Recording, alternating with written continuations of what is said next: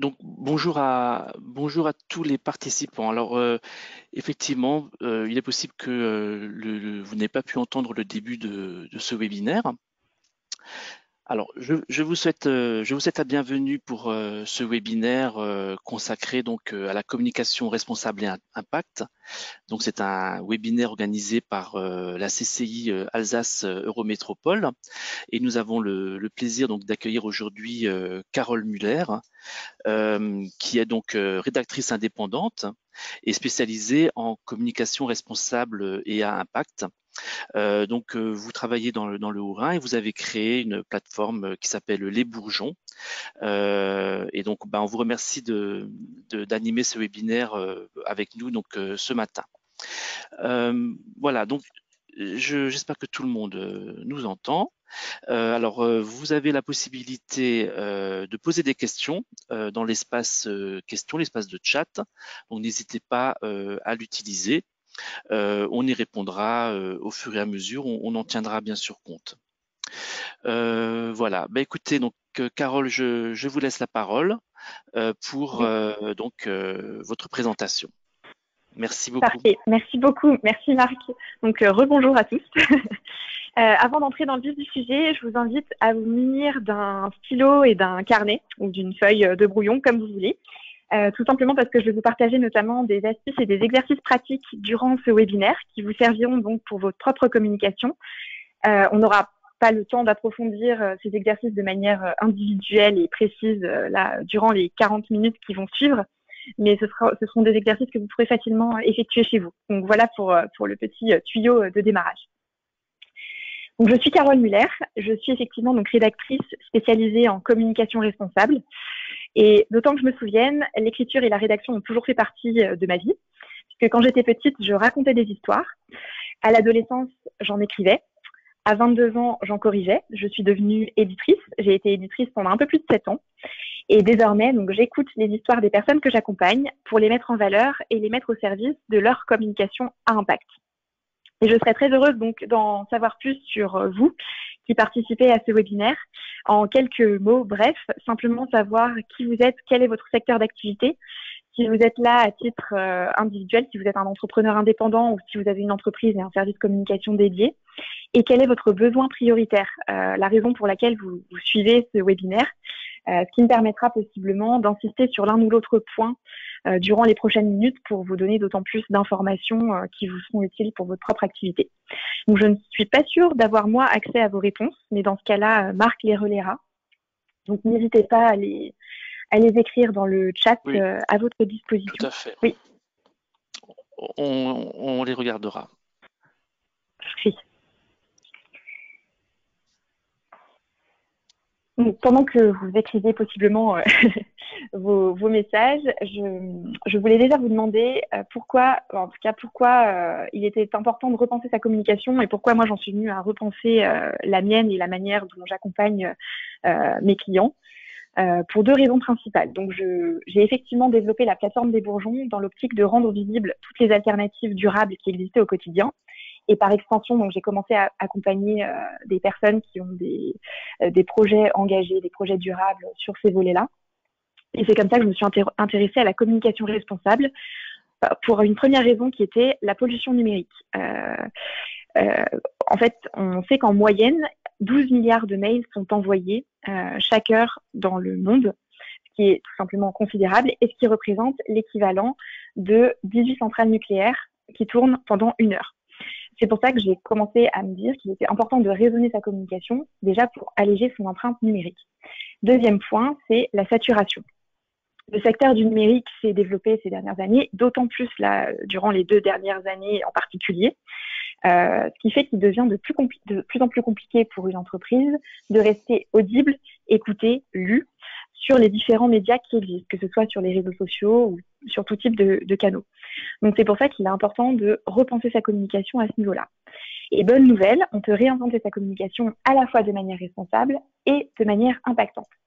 De manière responsable parce que j'ai appelé la sobriété éditoriale, c'est-à-dire qu'on va pouvoir communiquer moins mais mieux, plus qualitativement. On va pouvoir communiquer en étant aligné avec soi, avec qui on est, les valeurs qu'on porte, l'entreprise qu'on développe et notre vision, notre aspiration. Et on va pouvoir raisonner sa communication par ce biais-là.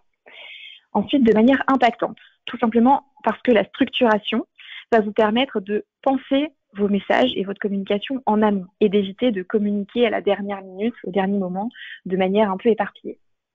Ensuite, parce que ça va permettre de replacer l'humain au cœur de la communication. Et par humain, j'entends à la fois l'humain derrière le projet, derrière l'entreprise, donc vous, mais aussi l'humain à qui vous vous adressez, qui est donc votre client.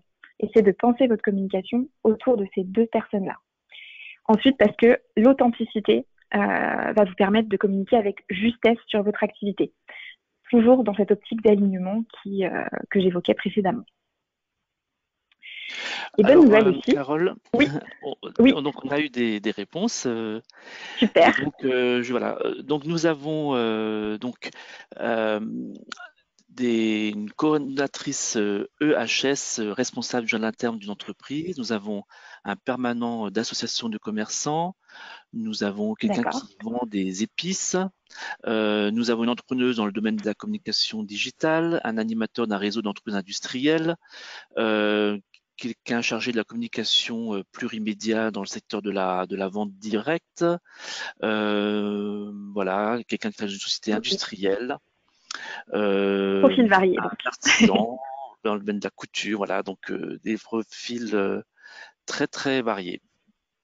Complètement. Eh bien, enchantée, je suis très heureuse que vous soyez là et j'espère donc que ce webinaire vous sera d'autant plus utile pour vos activités respectives. Et donc, effectivement, les bénéfices, donc repenser sa communication et se tourner vers une communication responsable, ça aura plusieurs bénéfices pour votre activité. Ça va vous permettre donc de gagner en qualité, produire des contenus de qualité pour votre audience, donc de leur apporter de la valeur.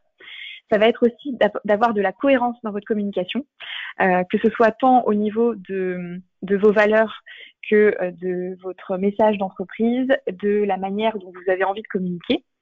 Ça va être de raconter votre histoire de manière authentique pour gagner en impact.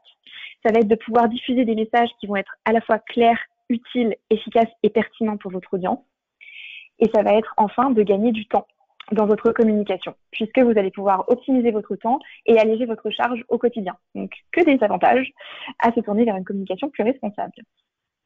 Donc, c'est ce que je vous demandais en introduction. On va partir donc des difficultés majeures qui accompagnent les entrepreneurs quand ils communiquent. Il y a 6 difficultés récurrentes liées à la communication qu'on a tendance à retrouver. Et pour chacune d'elles, je vais pouvoir vous partager quelques astuces avant de rentrer, donc avant d'introduire les 5 piliers. La première raison, c'est « je n'ai pas le temps de communiquer ». C'est vrai que quand la communication est extrêmement chronophage, il y a beaucoup de tâches qui sont liées à ça. Ce que je peux vous conseiller dans ce cas-là, c'est de réserver une plage dédiée à la communication dans votre agenda.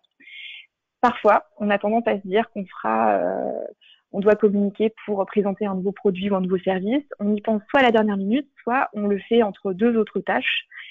Or, quand on gère tout dans une entreprise, c'est très compliqué et en général, ça passe à la trappe. Deuxième difficulté rencontrée par les entrepreneurs, c'est je n'ai rien à dire quand je communique. Je m'essouffle rapidement, je ne trouve plus de sujet. Alors, n'est pas George Sand on ne n'est pas George Sand. Par contre, je pense qu'on peut le devenir parce que ça, c'est une autre bonne nouvelle, c'est que l'écriture est un muscle, donc qui se travaille et qui s'entraîne au quotidien. Donc pour ça, je vous invite vraiment à ressortir vos journaux intimes ou à rédiger quotidiennement sur des petits sujets, que ce soit vous pouvez raconter votre journée, vous pouvez parler d'un film qui vous a plu, d'un livre que vous recommandez, peu importe le sujet, mais d'écrire quotidiennement, ça va muscler votre cerveau à ce niveau-là, ça va fluidifier le message et vous allez écrire de mieux en mieux au fil des jours. Troisième difficulté, je ne sais pas faire. C'est d'autant plus vrai quand on débute et qu'on se rend compte qu'il y a 1000 choses auxquelles penser quand on doit communiquer. Donc dans ce cas-là, le mieux c'est de suivre un processus étape par étape et d'y aller vraiment pas à pas, une marche après l'autre. Pour cette difficulté-là, je pense que ce webinaire devrait répondre à pas mal d'interrogations.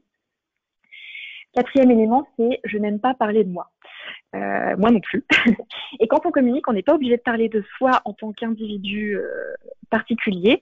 On peut parler de soi en tant qu'entrepreneur et donc partager ses valeurs d'entreprise, ses aspirations, sa vision globale, communiquer sur comment vous contribuez à faire bouger les lignes à votre échelle, dans votre domaine d'expertise. Et dans ce cas-là, vous allez voir la communication sous un nouvel angle. Ça va être beaucoup plus facile pour vous de communiquer. 5e raison, je le ferai demain. Ça, c'est la raison que j'utilisais le plus souvent, je crois, quand j'ai débuté mon activité. Alors, en général, on ne le fait jamais demain. Et c'est vrai que quand on est entrepreneur, on a plusieurs casquettes à gérer. On en a à peu près 86 en moyenne. Et on n'est pas tous doués pour la rédaction ou la communication. Il faut aussi savoir reconnaître ses forces et sa plus-value. À ce compte-là, il y a 2 options possibles.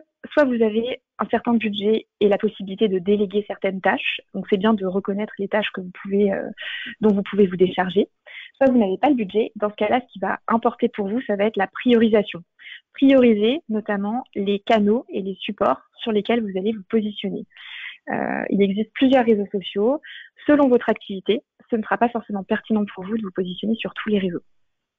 Dernière raison, c'est pourquoi on m'écouterait, moi. Donc, derrière ça, on a le syndrome de l'imposteur et un manque de légitimité certain. Et c'est vrai que vous n'êtes probablement pas la seule entreprise ou le seul entrepreneur dans votre secteur d'activité. Et dans ce cas-là, c'est très bien. Ça veut dire qu'il y a une demande. Et c'est là où ça va être intéressant pour vous de capitaliser sur ce qui va constituer notre premier pilier, à savoir votre spécificité, ce qui vous rend unique et qui compose donc votre singularité. Pilier numéro 1, donc d'une communication responsable et impact, identifier sa singularité. Pourquoi identifier sa singularité? Déjà pour capitaliser sur ce qui vous rend unique et pour pouvoir créer ensuite une communication à votre image. Donc, je vais vous partager différents éléments qui vont pouvoir vous aider à travailler ce point-là, qui vraiment est à la base de votre communication, et j'insiste là-dessus.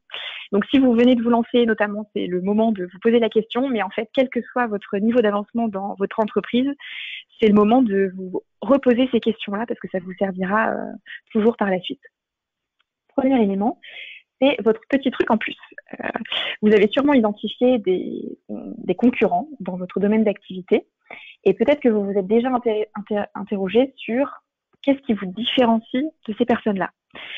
J'ai envie de retourner la question et de vous demander plutôt qu'est-ce qui vous rend unique par rapport à ces personnes-là. Qu'est-ce qui fait quel est ce petit truc en plus que vous avez, que vous proposez? Je trouve que de retourner cette question sous cette forme, ça évite cet effet de comparaison qu'on peut avoir parfois. Ça vous permet vraiment de vous recentrer et de vous concentrer sur vous plutôt que sur les autres. Donc, je vous invite à faire cet exercice. C'est un exercice très intéressant et qui est vraiment qui est à la base de ce que vous pourrez réaliser en termes de communication à impact. Deuxième élément, c'est de travailler sur vos valeurs. Quelles sont les valeurs qui vous sont propres et quelles sont les valeurs que vous voulez transmettre à votre entreprise. Troisième point, c'est quelle est votre promesse? Quelle est la promesse que vous faites à votre client à travers votre entreprise, à travers votre produit, vos services? Quatrième élément, c'est qui est votre cible? Qui est votre client? Qui est cette personne qui sera intéressée par vos produits, par vos services, encore une fois. Vous posez cette question-là, c'est aussi vous permettre de gagner du temps ensuite au moment où il faudra rédiger vos contenus. La réponse à ces 4 éléments va composer ce que j'appelle votre carte d'identité d'entreprise. Votre carte d'identité va être en quelque sorte votre boussole, c'est-à-dire que dans 4, 6, 12 mois, selon votre développement, et je vous souhaite de vous développer, lorsque vous aurez différentes interrogations qui vont surgir, que ce soit au niveau de votre communication, mais pas que, ça peut aussi être des partenariats qui pourraient se présenter à vous ou différentes opportunités, vous allez pouvoir vraiment vous reposer sur cette carte d'identité pour vous dire, OK, là, je me suis un peu perdue en cours de route. Qu'est-ce qui était à l'origine de mes envies pour mon entreprise? Alors, bien sûr, cette carte d'identité pourrait être amenée à évoluer, et ça, c'est tout à fait normal. Mais vraiment, je vous invite à la considérer comme une boussole dans votre activité au quotidien. Une fois que vous avez travaillé sur votre singularité, vous allez pouvoir travailler sur le deuxième point qui est votre ligne éditoriale. Votre ligne éditoriale va vous permettre de construire une communication alignée avec votre singularité. Et c'est ce qui va aussi apporter de la valeur à votre communauté. Donc pour ça, premier point fondamental sur lequel vous devez vraiment passer du temps, si ce n'est pas déjà fait, mais c'est toujours bien, encore une fois, de le retravailler par la suite, c'est votre persona. Votre persona représente votre client type, vraiment votre client cœur, celui qui va acheter, qui va faire appel à vous, vraiment qui va payer pour ce que vous avez à lui offrir. Donc là, ça va être de vous interroger sur qui est votre persona, de le décrire de la manière la plus précise possible. Vous pouvez d'ailleurs lui donner un prénom, un âge et apposer une photo, vraiment pour lui donner une identité propre et pour que dans votre esprit, ce soit beaucoup plus facile quand vous vous y référerez. C'est aussi vous demander où se trouve votre persona, comment vous accédez à lui, sur quels canaux, quels médias il utilise au quotidien. Est-ce qu'il est plutôt présent en librairie? Est-ce qu'il est plutôt présent sur des marchés? Est-ce qu'il est plutôt présent sur Instagram? Quelles sont ses manières d'acheter? Quels sont ses médias de prédilection? Qu'est-ce qu'il aime dans la vie? Quels sont ses hobbies, ses loisirs, ses passions? Qu'est-ce qu'il fait comme activité? Qu'est-ce qu'il fait professionnellement? Et enfin, dernier point fondamental, encore une fois, qui vous servira pour vos contenus. Quels sont ses besoins? Quelles sont ses frustrations? Quels sont ses enjeux du moment? Ces éléments-là sont vraiment déterminants.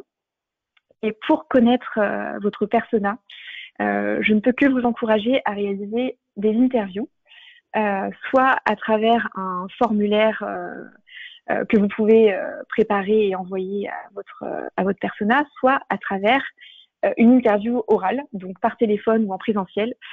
À mon sens, je préfère vraiment ce format-là parce que ça va vous permettre d'écouter vraiment ce que votre persona va vous dire. Et par là, j'entends vous intéresser à ces expressions qui vont être beaucoup plus spontanées à l'oral plutôt qu'à l'écrit. À l'écrit, on a tendance à relire ses réponses, à retravailler son texte, alors que là, on veut vraiment quelque chose qui soit spontané et qui exprime vraiment les émotions profondes de votre persona.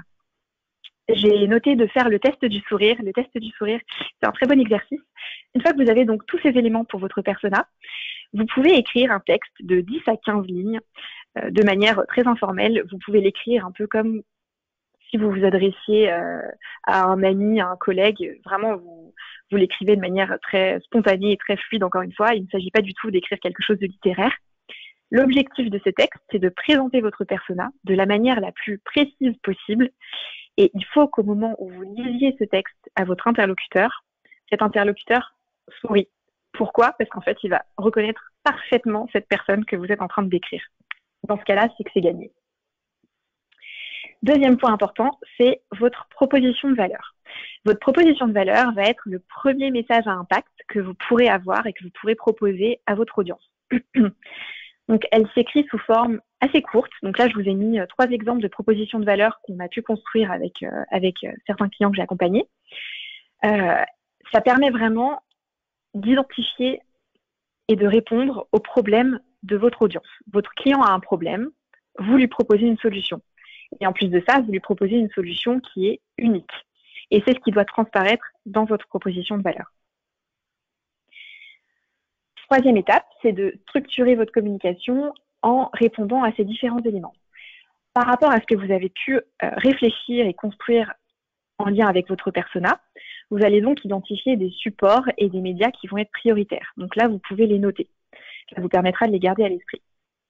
Ensuite, ça va être de vous interroger sur la posture que vous voudrez adopter en communiquant. Est-ce que vous voudrez plutôt utiliser un jeu plus personnel? Est-ce que vous voudrez vous mettre en scène? Est-ce que vous voudrez plutôt utiliser un nous, qui sera un nous d'équipe, un nous d'entreprise? Est-ce que vous voudrez mettre en avant vos partenaires? Cette posture va vous permettre, pareil, de garder le cap dans votre communication. Vous pourrez vous y référer constamment pour vérifier que ça reste cohérent du début à la fin. Ensuite, vous pourrez vous interroger aussi sur le choix de tonalité que vous opérerez et les émotions que vous voudrez générer auprès de votre audience. Est-ce que vous voudrez plutôt créer quelque chose qui soit convivial et chaleureux?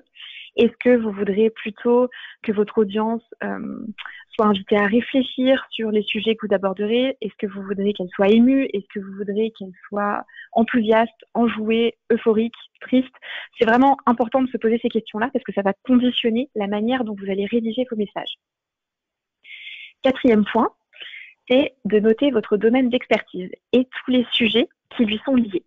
Par là, j'entends que si par exemple vous êtes sophrologue, donc la sophrologie est votre domaine d'expertise, Et ensuite, vous aurez des sujets qui sont associés à votre domaine. Dans le cas de la sophrologie, selon votre spécialité, il pourrait s'agir du sommeil, du tabac, du tabagisme, de la périnatalité. Tout dépend de vos spécificités. Ce domaine d'expertise et ces sujets liés sont très importants parce que, encore une fois, vous pourrez vous appuyer là-dessus pour trouver les bons sujets pour votre audience, ce qu'on abordera lors d'un autre pilier. Et enfin, dernier point que j'aime énormément, c'est de constituer votre dictionnaire à impact. Votre dictionnaire à impact, c'est un dictionnaire d'entreprise qui vous est propre, dans lequel vous allez pouvoir répertorier tous les mots qui ont un sens, une signification particulière pour vous, des mots que vous aimez utiliser au quotidien quand vous parlez de votre activité, qui ont une résonance particulière, qui vous font vraiment vibrer, et des mots qui, par conséquent, vont avoir une résonance particulière pour votre audience. Ça, c'est un dictionnaire très subjectif, c'est-à-dire que même si vous avez le même domaine d'activité qu'une autre personne que vous connaissez, vous n'aurez absolument pas le même dictionnaire.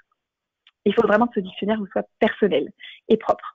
Donc j'avais une de mes clientes qui avait comme mot fort, c'était émotion, vibration, passion. Et vraiment, dans ce dictionnaire, vous y mettez des mots ou des expressions, mais n'y mettez pas des mots que vous utilisez, mais qui sont plutôt des mots parasites qu'on a tendance à utiliser quand on communique à l'oral, notamment. Ça ne fait pas partie de dictionnaire à impact. C'est encore autre chose. Mais voilà. Donc, travaillez votre dictionnaire à impact pour compléter votre ligne éditoriale. Cette ligne éditoriale, ça va être votre feuille de route. Donc, tout comme vous avez votre carte d'identité d'entreprise qui sera votre boussole, la ligne éditoriale, c'est la ligne que vous allez suivre du début à la fin dans votre communication. Bien sûr, elle sera amenée à évoluer, notamment si vous retravaillez votre carte d'identité, par exemple, mais ce sera un élément qui sera clé et sur lequel vous pourrez vous reposer quand vous ne saurez plus ou que vous serez un peu perdu d'ici quelques mois, parce que ça arrive toujours qu'à un moment, on est un peu submergé et on peut perdre le cap. Donc là, encore une fois, ça vous permet de vous y retrouver. Une fois que vous avez travaillé donc votre singularité et votre ligne éditoriale, vous pourrez vous pencher sur votre identité de marque visuelle. L'intérêt d'avoir une identité de marque visuelle, c'est à la fois d'être facilement identifiable et reconnaissable pour votre audience, notamment sur les réseaux, mais sur tout type de support de communication. Ça va vous permettre de professionnaliser votre image et de renforcer le côté rassurant que vous pouvez avoir. Et ça va être aussi une manière de traduire votre singularité visuellement. Pour créer une identité de marque, en adéquation avec votre singularité et votre ligne éditoriale, j'insiste là-dessus, vous pouvez passer par différentes étapes. La première d'entre elles, si ça n'a pas déjà été le cas, c'est de réaliser votre charte graphique. Votre charte graphique se compose notamment de couleurs, de typographie. Donc pour les couleurs, je vous conseille d'en utiliser 4 à 5 maximum. Vous allez également trouver un équilibre entre vos couleurs. Il y aura des couleurs plus claires qui seront plus douces, des couleurs peut-être d'arrière-plan, alors que des couleurs plus tranchées vous permettront d'être utilisées pour vos messages. Si vous utilisez, si vous écrivez des éléments, vous pourrez utiliser ces couleurs-là. Donc là, j'ai mis un exemple de charte graphique réalisé pour un client. On a utilisé 4 couleurs notamment. Ces couleurs seront également choisies en fonction, encore une fois, de vos valeurs et de ce que vous voulez traduire et transmettre à votre audience. Bien sûr, si vous avez pour objectif de créer quelque chose de doux, d'apporter de la sérénité à votre audience, vous n'allez pas utiliser des couleurs qui seront criardes. C'est quelque chose à garder à l'esprit. Ensuite, vous allez également renseigner les typographies que vous allez utiliser. On utilise 3 typographies différentes maximum. Dans ce cadre-là, on en a utilisé 2. Et vous pourrez choisir entre des typographies à empattement et des typographies sans empattement. Les empattements, ce sont ces petites pattes qu'on a au bout des lettres. Donc, par exemple, Times New Roman est une écriture à empattement. Vous pourrez choisir donc notamment deux typos différentes. Le mieux, c'est d'en prendre une avec empattement, une sans empattement. La police à empattement, notamment en italique, permet d'apporter un peu plus de chaleur et de convivialité à son écrit. Et ensuite, vous pourrez également insérer des éléments visuels que vous reprendrez sur différents supports de communication, toujours dans cette optique de garder de la cohérence dans ce que vous allez mettre en place. Vous pouvez également réaliser ce que j'ai appelé une planche d'inspiration. Cette planche d'inspiration sera composée à partir d'images, de mots-clés, de couleurs, et va traduire l'ambiance et l'atmosphère que vous voudrez refléter à travers votre communication. Ce sera notamment le cas si vous envisagez de vous positionner sur Instagram. J'ai mis un point à part pour Instagram. Instagram est un réseau social qui fait beaucoup appel au côté visuel, notamment à l'esthétique. Et le feed d'Instagram, donc ces éléments qui apparaissent quand vous êtes sur la page profil de quelqu'un, doit être notamment harmonieux. Donc c'est bien de penser à ça au moment où vous concevez votre identité visuelle. Et la planche d'inspiration pourra vraiment vous aider à traduire cette ambiance que vous choisissez de mettre en place. J'ai noté votre meilleur ami Canva en bas de cette slide. Si vous ne connaissez pas Canva, c'est vraiment un outil très pratique qui existe dans une version gratuite. Personnellement, je m'en sers au quotidien. Je vous conseille vraiment de créer sur Canva, de passer un peu de temps pour le prendre en main, mais c'est du temps que vous allez gagner par la suite. Ça vous permettra notamment de réaliser des modèles, donc des templates, pour vos réseaux sociaux notamment, mais pour, encore une fois, tout type de support. Dans le cas d'Instagram, par exemple, vous allez pouvoir créer un template par type de publication que vous envisagez.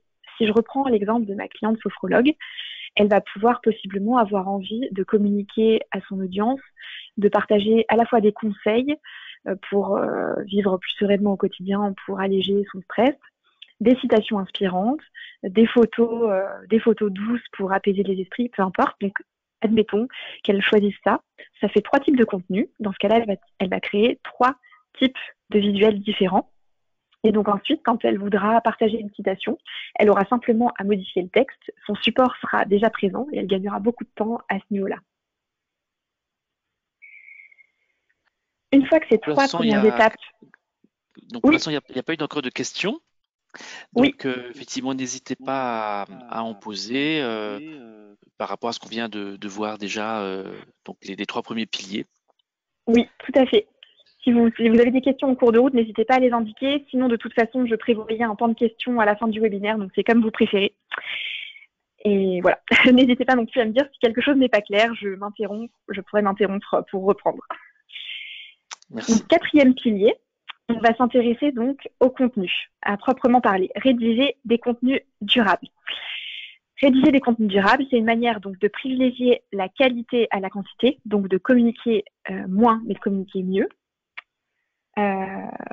C'est aussi de faire vivre vos contenus dans la durée. On va allonger leur durée de vie et je vais vous donner des astuces pour cela. Donc, comment rédiger des contenus durables? C'est un processus qui se fait en 3 étapes. Première étape, ça va être de définir une stratégie de contenu selon votre objectif. Ensuite, ça va être de rédiger vos contenus selon votre cible, donc votre persona. Et enfin, ça va être de communiquer sur les supports appropriés. Si vous réalisez ces 3 étapes de manière équilibrée et successive d'ailleurs, c'est comme ça que vous allez pouvoir avoir un impact positif sur votre audience et créer des contenus qui vont durer dans le temps. Comment rédiger des contenus durables? Premier point, ce qui est important de faire, c'est de se positionner clairement par rapport à vos supports et par rapport à vos contenus. Dans ce cadre-là, moi, je travaille à partir d'un tableau Excel que j'ai construit avec mes clients. Je vous invite si vous choisissez ce même type de support, à vous créer 4 colonnes, ou en tout cas 4 étapes. Première étape, c'est de définir les supports sur lesquels vous allez communiquer. Et je vous invite vraiment à dédier une ligne pour un support, pour bien les distinguer.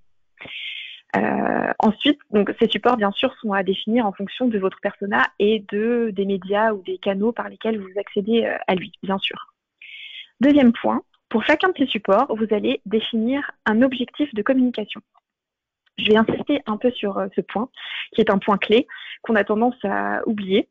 Il m'est arrivé donc d'avoir des clientes qui m'ont dit, et ça se présente souvent d'ailleurs pour Facebook, qui m'expliquaient qu'elles avaient donc créé une page Facebook pour leur activité, qu'elles avaient commencé à développer leur communauté, mais qu'elles ne trouvaient pas de clients. Et donc leur problématique, c'était ça. Elles sont venues me voir parce qu'elles ne trouvaient pas de clients.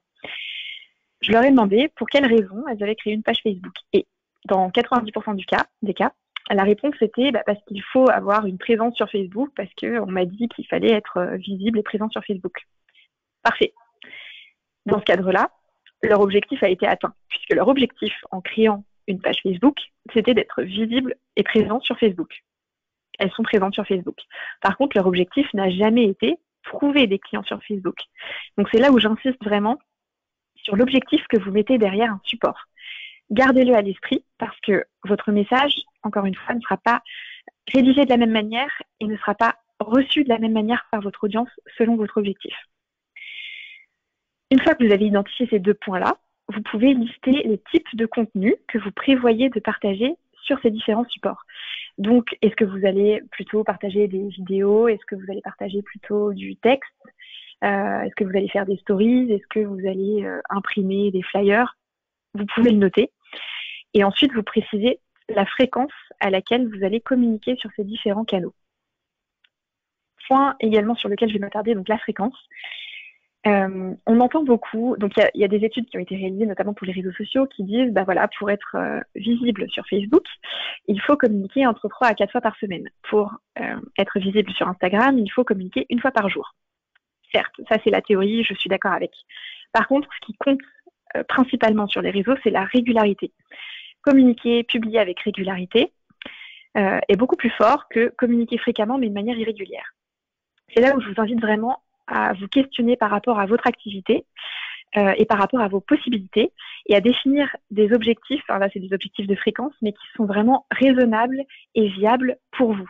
Il vaut mieux communiquer 1 fois par semaine sur Facebook, mais de manière régulière, plutôt que de vous fixer comme objectif 3 publications par semaine et finalement publier 3 fois la première semaine, 2 fois la deuxième semaine, aucune fois la troisième semaine parce qu'en fait vous n'avez pas le temps. Donc vraiment, posez-vous la question et c'est tout à fait normal de faire ça en fonction de son rythme, de son activité et encore une fois de son objectif. Deuxième point, ça va être de trouver les bons sujets pour votre audience. En trouvant les bons sujets pour votre audience, ça va être des contenus donc à forte valeur ajoutée qui vont vous permettre d'intéresser les lecteurs et de les intéresser dans le temps. Parce que vous allez répondre à une problématique à date pour l'un de vos clients. Si vous apportez une solution à ce client à date, c'est très bien pour ce client, mais dans 6 mois, vous aurez forcément un autre client qui aura cette même problématique. Donc, vous pourrez réutiliser ces contenus. Et pour rédiger des contenus durables, c'est vraiment trouver ce point de rencontre entre les problématiques de vos clients, les problèmes, besoins, frustrations de votre persona et ce que vous allez leur apporter comme réponse à partir de votre expertise, de votre singularité et de votre domaine de compétences. Donc pour ça, je vous invite à réaliser 2 colonnes dans votre tableau. Première colonne où vous listez tous les problèmes de votre persona que vous avez possiblement interviewé. Donc c'est là où c'est intéressant d'être passé par une interview orale. Vous aurez vraiment les mots employés par vos clients en fonction de leurs problématiques. Et pour chaque problématique, vous allez apporter une solution en face et une réponse. Par exemple, l'une des problématiques des clients d'un sophrologue, c'est peut-être j'ai des difficultés, je n'arrive pas à m'endormir facilement parce que je pense trop, j'ai des difficultés à m'endormir, à trouver le sommeil. Ça, c'est sa problématique. La réponse qu'un sophrologue pourra apporter, c'est peut-être 3 conseils ou 5 conseils pour mieux vous endormir. C'est la réponse concrète à un problème concret. C'est important de lister un problème par ligne. N'en mettez pas plusieurs ensemble, vraiment séparés au maximum parce que vos messages seront d'autant plus clairs et efficaces par ce biais-là. Et une fois que vous avez donc listé tous vos sujets, vous allez pouvoir réfléchir pour optimiser votre temps. Et là, j'ai très envie de vous parler donc des contenus déclinables que j'aime énormément et notamment de la distinction entre des contenus courts et des contenus longs. Un contenu court, c'est par exemple un post de réseau social. Un post sur Facebook a une durée de vie de 6 à 7 heures en moyenne. Un post sur Instagram a une durée de vie de 12 à 13 heures en moyenne, ce qui sont des durées de vie relativement courtes. Un article de blog, par exemple, ou une newsletter, va avoir une durée de vie beaucoup plus longue. Tout simplement parce que si on compare avec Facebook, vous publiez à 10 heures le matin, donc à 16 heures, votre message sera noyé dans la quantité de posts et de fils d'actualité qu'on peut avoir. Et surtout, je ne sais pas si vous avez déjà essayé de retrouver un post que vous avez vu passer sur Facebook, même en allant sur la page de la personne. Et il faut scroller un certain temps, c'est mélangé, on n'y retrouve rien du tout. D'où l'intérêt de créer des contenus longs et de penser contenu long avant de penser contenu court. Si je reprends l'exemple donc de ma sophrologue qui a dont le client a une problématique de mieux s'endormir, elle va pouvoir travailler un contenu long qui va être 5 conseils pour faciliter l'endormissement. Ça veut dire qu'elle va travailler sur un article de blog où elle va détailler ces 5 conseils. Ça va lui demander un certain temps, certes, mais par contre, ensuite, elle va pouvoir réutiliser son article sous différentes formes. Déjà, elle va pouvoir le relayer à différents moments de l'année, parce que ce qui est vrai donc le 1er février sera vrai aussi le 18 juillet et sera vrai le 30 décembre. Donc, c'est quelque chose qui va durer dans le temps. Ensuite, parce que son article long est composé de 5 conseils. Elle va pouvoir extraire chacun de ces conseils pour en faire un post court, un contenu court, donc possiblement pour ses réseaux sociaux. Et encore une fois, ces contenus courts, qui sont très pertinents pour son audience, pourront être remontés, notamment sur Instagram. Elle pourra les repartager en story très régulièrement. Donc vraiment, je vous invite à réfléchir davantage en contenu long plutôt qu'en contenu court, ce qui n'est pas forcément une réflexion spontanée qu'on peut avoir parce qu'on a envie d'aller à l'essentiel et d'être le plus efficace possible, donc de se concentrer sur des choses qui vont vite, ce qui n'est pas forcément la meilleure méthode pour optimiser son temps et pour créer des contenus qui durent. Carole, nous avons... Il y a une question par rapport à ça. Voilà. Oui. Alors, il y avait déjà une première question. Est-ce que vous mettriez le support de présentation à disposition des participants? Alors, je n'avais pas prévu de le partager sous cette forme, mais par contre, s'il y a un élément qui est notamment intéressant pour vous, vous pouvez dans ce cadre-là m'écrire et puis je vous partagerai la slide en question pour que vous l'ayez à portée de main. D'accord. Et alors, il y a une question d'une personne qui s'occupe d'un journal interne d'une entreprise et qui dit que c'est pas toujours facile de trouver un sujet qui peut intéresser les collaborateurs. Alors, est-ce que vous auriez peut-être des pistes concernant cette problématique? Oui. Alors, tout dépend. Pour les salariés. Oui, complètement. Alors là, je pense qu'il faut concevoir dans ce cadre-là vos salariés comme votre persona finalement. Donc, 2 options. Vous pouvez questionner vos salariés. L'avantage, c'est que je pense que vous êtes possiblement sur place. En tout cas, vous pouvez facilement échanger avec eux. Vous pouvez les questionner sur quelles sont leurs attentes par rapport à ce journal, quelles seraient les informations qui leur seraient utiles, quelles sont leurs problématiques en tant que salariés au quotidien auxquelles ils aimeraient trouver des réponses. Donc, ça vous donnera un flux, je pense, de réponses que vous pourrez exploiter pour vos contenus. Soit vous pouvez déjà, de votre côté, identifier des sujets soit qui sont importants pour l'entreprise en question et que vous voulez mettre en avant, que ce soit par rapport aux valeurs de l'entreprise, aux projets de l'entreprise, si c'est des choses qui ont évolué récemment, si c'est un sujet qui est connexe à votre domaine d'activité notamment, ça peut être intéressant pour vous de lister ces éléments-là. Ça vous donne déjà 2 types d'approches possibles. Ensuite, si vous avez un journal, peut-être que vous avez aussi une structure à ce journal et que vous mettez en avant chaque mois. Je ne sais pas si c'est chaque mois, mais vous allez vous faites un portrait d'un salarié en entreprise, ou alors vous allez avoir l'information du mois parce que c'est en lien avec un service que vous proposez en interne ou un comité d'entreprise éventuel. Je ne sais pas quel est votre type d'entreprise, mais voilà, ça peut aussi être de réfléchir en termes de structure par rapport à ça. Merci. De rien. Je continue du coup, s'il n'y a plus d'autres questions pour l'instant. Par rapport à ces contenus longs qui sont parfois compliqués à rédiger, en tout cas, j'ai rencontré aussi des personnes qui il arrive qu'elles soient bloquées parce qu'elles ont envie d'écrire un contenu long, mais en même temps, elles ont envie de l'écrire bien tout de suite, ce qui fait qu'elles passent beaucoup de temps sur la forme et finalement moins sur le fond. Donc, dans ce cadre-là, je vous partage la méthode que j'ai mise en place, qui s'appelle la méthode BAR. Alors, je l'ai mise en place lors du premier confinement 2020. Je pense que j'étais un peu frustrée de ne pas pouvoir sortir, d'où le nom. Mais donc, la première étape, c'est de passer par le brouillon. Vous prenez un brouillon, vous notez vos mots-clés, toutes vos idées en vrac, sans chercher à les structurer de quelque manière que ce soit. Simplement, vous notez tout ce qui vous passe par la tête et que vous aimeriez partager dans votre contenu. Deuxième phase, une fois que vous avez fait ça, c'est d'agencer vos contenus. Donc là, vous allez reprendre vos notes et vos idées et vous allez commencer à les structurer. Donc, soit à commencer à établir des titres, des sous-titres, ce qui va vous faire des parties, soit à recouper des idées entre elles, ce qui va vous donner d'autres grandes idées peut-être. Donc voilà, vous faites cette phase de structuration après avoir fait cette phase de brouillon. À ce moment-là, vous laissez reposer la pâte, au moins 24 heures. C'est mieux si c'est plus. Parce qu'on dit que la nuit porte conseil, et c'est vrai. Vous allez voir les choses sous un nouvel angle si vous laissez passer quelques jours avant de reprendre ce que vous avez pu écrire, possiblement.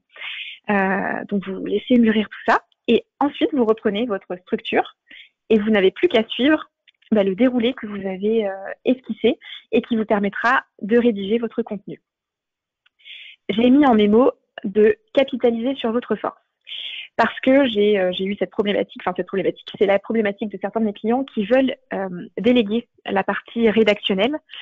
Dans ce cadre-là, je leur conseille vraiment de se garder la première étape de la méthode BAR pour eux, pour elles, donc la partie brouillon.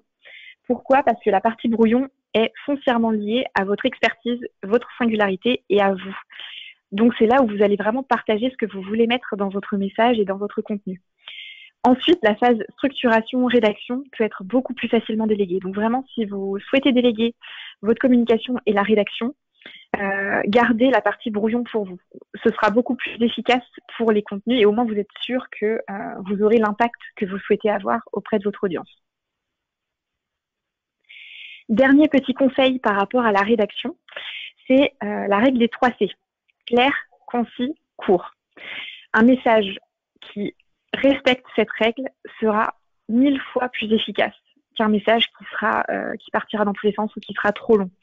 Et c'est aussi pour ça que j'ai noté un contenu, un objectif en dernier point, mais un message, une idée. D'où l'importance vraiment de segmenter au maximum les problématiques notamment de vos clients. Un problème, c'est vraiment un message à chaque fois. Ne mixez pas les éléments entre eux, ne fusionnez pas les problèmes, ça va complexifier le discours et ce sera beaucoup moins efficace, beaucoup moins pertinent pour votre audience.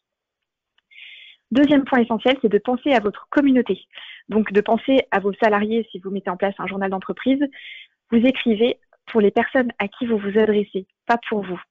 Je vous précise ça parce que l'une de mes clientes avait un problème inverse, c'est-à-dire qu'elle adorait rédiger. Elle aimait tellement rédiger qu'elle rédigeait vraiment pour elle, ça lui faisait plaisir. Ce qui fait que ses messages étaient incompréhensibles. Elle utilisait des mots pas du tout vulgarisés qui étaient propres à son domaine d'activité. Elle était coach en l'occurrence. Et donc coach dans un domaine très spécifique, mais c'était vraiment illisible pour ses clientes. Donc elle avait d'autant plus de mal à en trouver puisqu'en fait ces messages n'étaient pas compréhensibles. Vous pouvez faire un test par rapport à ça. Si vous avez un enfant dans votre entourage, expliquez ou racontez, parlez à cet enfant du message que vous comptez adresser. Si le message est compris, c'est bon. Si l'enfant ne comprend pas, vous pouvez simplifier encore plus. Vraiment, c'est un très bon exercice à faire. Ensuite, donc, c'est de trouver les bons sujets et les bons mots. Donc, pour ça, vous pouvez vous référer encore une fois à votre persona, à l'interview que vous avez possiblement réalisée, ou vous allez chercher votre persona sur les réseaux, dans des groupes de discussion, dans des forums. Vraiment, regardez ce qu'ils écrivent et les mots qu'ils emploient. Vous pourrez les toucher d'autant plus facilement par ce biais-là. J'entends le micro qui s'est réactivé. Marc, il y a peut-être une question par rapport à ce point. Oui, alors il y a effectivement une question. Est-ce que vous pouvez rappeler ce que signifie la règle des 3 C ? Oui, c'est clair, concis, court. Ok, merci. Voilà, de rien. Il y a encore Ensuite, 2 questions, on les verra avant de passer au point 5. Je vous laisse finir le point 4 et on les verra avant de passer au point 5. Oui, très bien, juste à la fin. D'accord, parfait, j'ai quasiment fini. C'est de penser valeur. Quelle est la valeur que vous apportez à votre audience? Donc, pensez valeur au moment où vous rédigez vos contenus. En quoi ce message va être utile pour votre lecteur? Gardez ça à l'esprit, vraiment, ça vous aidera aussi à vérifier que vous rédigez de manière pertinente. Et donc, ce que je vous disais en introduction, c'est un contenu, un objectif. Votre message va avoir un objectif. Définissez-le en introduction. Vous pouvez d'ailleurs l'écrire au-dessus de votre feuille. J'aurais pu rajouter ça dans la méthode BAR. Si votre message, c'est à la fin de votre post, par exemple, vous voulez que votre audience réserve un appel découverte ou découvre votre produit, aille sur la fiche produit, il faut que ce message réponde à cet objectif. Donc, quand je lis ce message et que j'arrive au bout, il faut que je puisse atteindre cet objectif. Donc, n'oubliez pas de donner cette possibilité-là à votre audience. Soyez explicite. Et pour vérifier que vous atteignez vos objectifs et que votre communication est à impact, définissez des indicateurs. Pour ça, donc si votre communication sur Instagram a pour objectif de vous aider à trouver des clients, vous allez peut-être définir comme indicateur de trouver un client ou d'avoir un rendez-vous client, un nouveau rendez-vous client chaque semaine. Dans ce cas-là, notez-le, suivez ces indicateurs au fil du temps, ce qui vous permettra de réajuster votre communication. Si vos objectifs ne sont pas atteints, c'est qu'il y a quelque chose qui a coincé à un endroit et que tout n'est pas aligné. L'alignement, encore une fois, c'est vraiment la clé. Ça vous permettra tout de suite d'identifier s'il y a quelque chose qui coince dans la machine. On va peut-être passer aux 2 questions qui restaient avant d'aborder le point 5. Oui, effectivement. Alors, comment est-ce qu'on fait pour faire lire les newsletters? Pour faire lire les newsletters, la clé, déjà, l'une des clés, c'est d'avoir un bon titre, de travailler les titres. Je n'ai pas pu l'intégrer dans ce webinaire parce que c'est un sujet à part entière, mais trouver le bon titre, c'est ce qui va aussi permettre à votre audience. Alors, je ne sais pas si la problématique résidait dans l'ouverture des newsletters ou vraiment dans la lecture, mais a priori, si votre lecteur ouvre la newsletter, c'est qu'il a pour objectif de le lire. Donc, c'est pour ça que je parle du titre.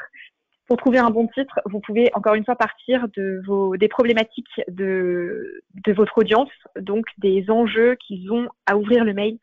Pourquoi ont-ils un intérêt à ouvrir votre newsletter? Donc, travaillez vraiment votre titre en ce sens-là et vous pouvez repartir. Des exercices d'écriture que je proposais et de travailler à partir du persona sont complètement valables pour le titre.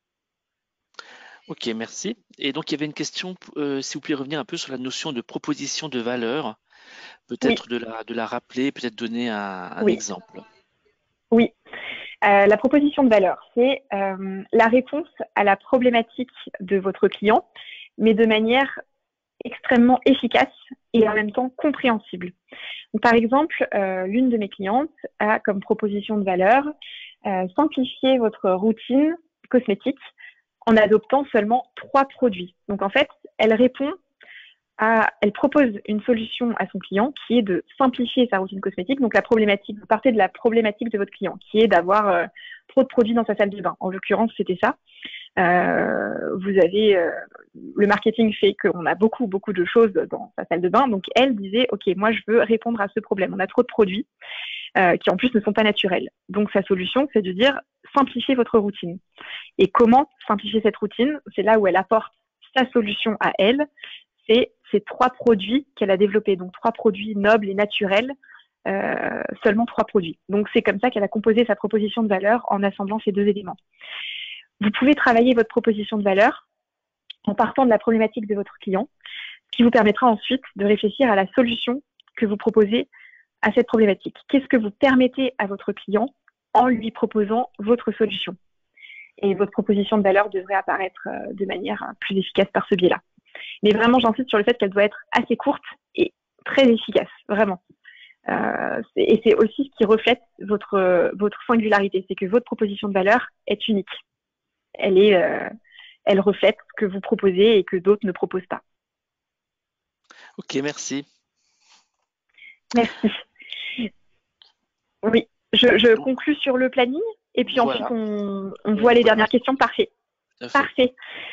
Donc, une fois que vous avez travaillé ces 4 premiers piliers, vous pouvez passer au plus simple d'entre eux, puisque c'est vraiment la dernière étape, c'est concevoir un planning éditorial. Le planning éditorial va vous permettre d'anticiper votre communication et donc de gagner du temps, toujours cet objectif de gagner du temps, de rester cohérent dans votre manière de communiquer et de pouvoir, si besoin, déléguer. Ça va être beaucoup plus facile pour vous de vous pencher sur cet aspect-là.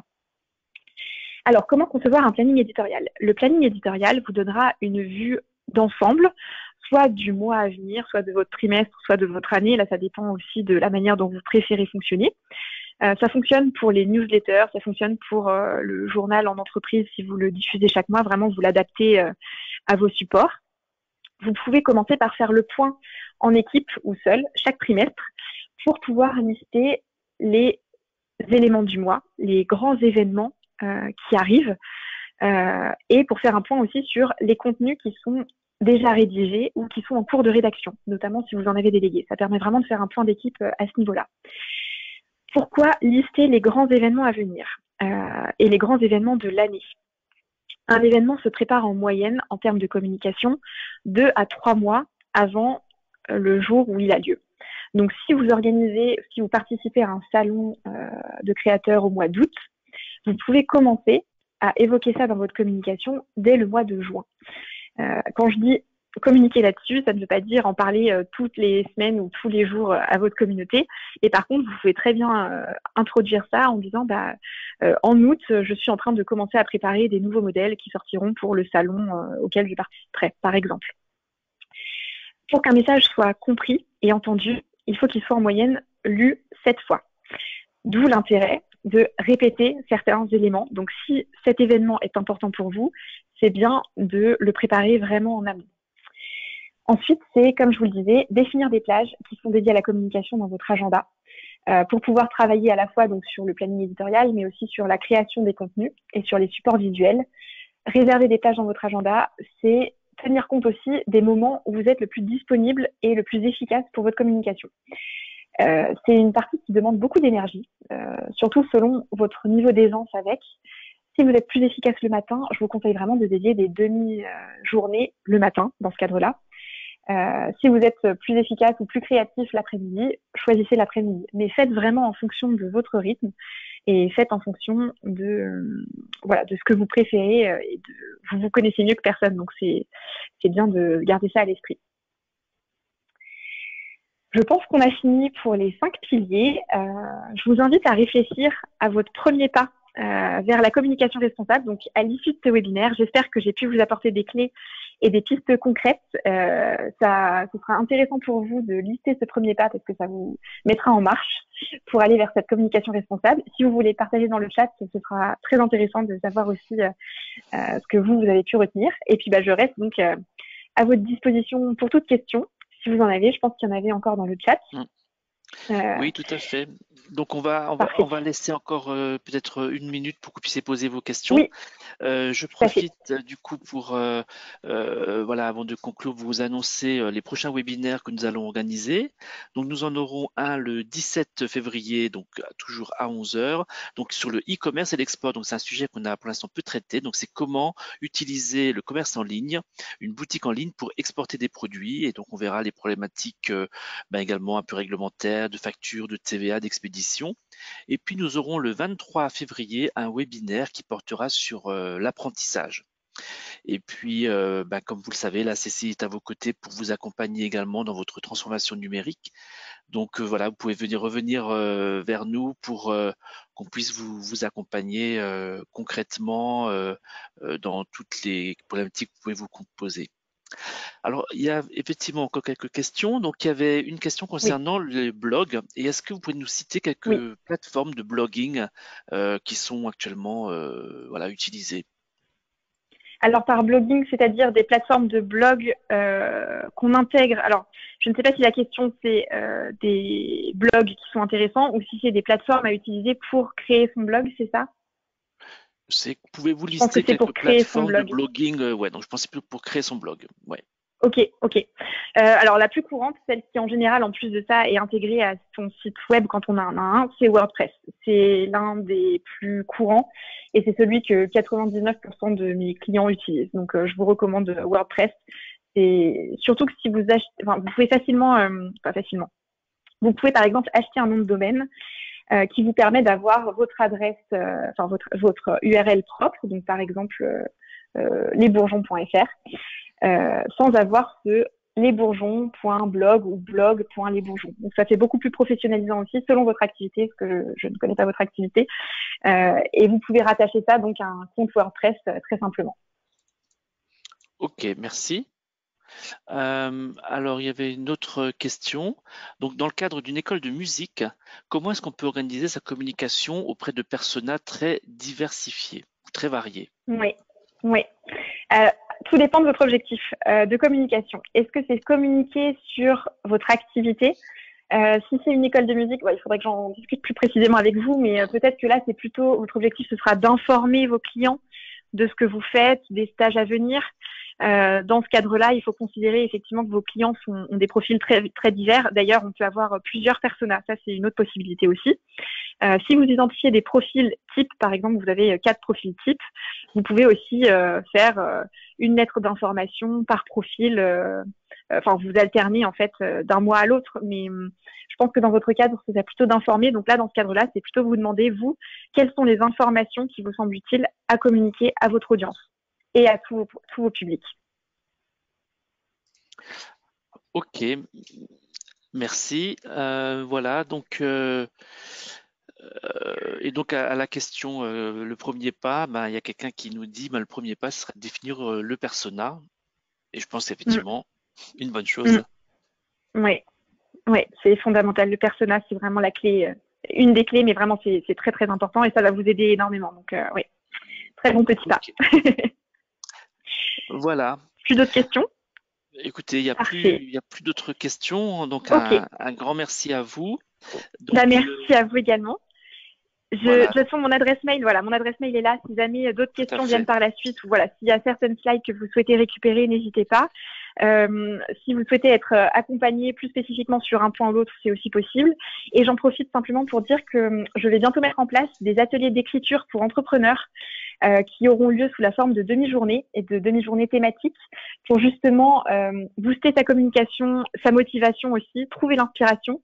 Et donc, on alternera entre sessions d'intelligence collective et ateliers pratiques. Donc, voilà, c'est un format qui va voir le jour bientôt et vous pourrez trouver plus d'informations sur le site des Bourgeons notamment. Ok. Eh ben, merci beaucoup. Merci Carole. À vous. Merci à tous les participants. Donc, le webinaire sera disponible en replay dans les prochains jours. On vous l'enverra. Et puis, il est disponible donc, sur la chaîne YouTube de la CCI Alsace Eurométropole où vous pouvez retrouver donc, tous nos replays. Voilà, donc rendez-vous le 17 février pour le webinaire consacré au e-commerce et l'export, e-commerce et export, un sujet vraiment tout à fait intéressant. Et voilà, donc il me reste à vous souhaiter encore une bonne journée. Merci à tous, merci Carole et à très bientôt. Merci. Au revoir. Merci à tous pour votre participation. Merci Marc et très belle journée à chacun.